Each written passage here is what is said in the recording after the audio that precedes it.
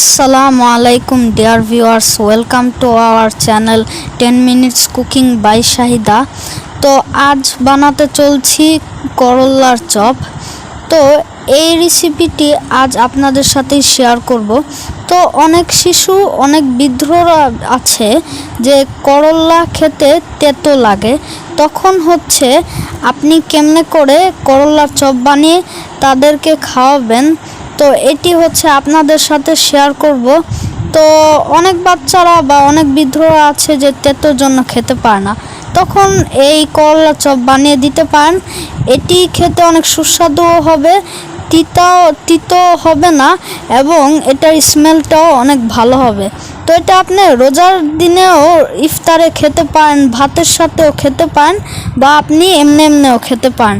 তো চলুন আমরা রেসিপিটা দেখি।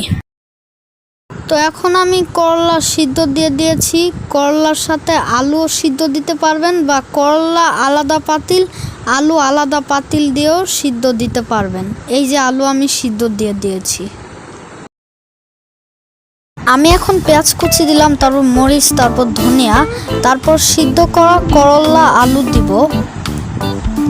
তারপর হচ্ছে আমি লবণ একটু ছিটিয়ে দিব, লবণ মাখিয়ে দিব। এখন ভালো করে মাখতে হবে। মাখার পর তারপর আটা দিয়ে ভালো করে মাখতে হবে।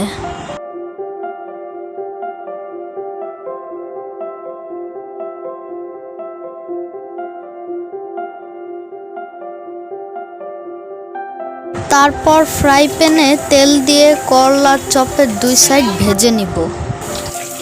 করল্লার চপ তৈরি হয়ে গেল। তো আমি হচ্ছে ইউটিউবার আব্দুল্লাহ বিন মমিন। তো এই করল্লার চপটি খেতে অনেক সুস্বাদু হয়েছিল। তো 10 মিনিটস কুকিং বাই শাহিদা রান্নাঘর এই চ্যানেলটি এখনই অবশ্যই সাবস্ক্রাইব করবেন। আসসালামু আলাইকুম।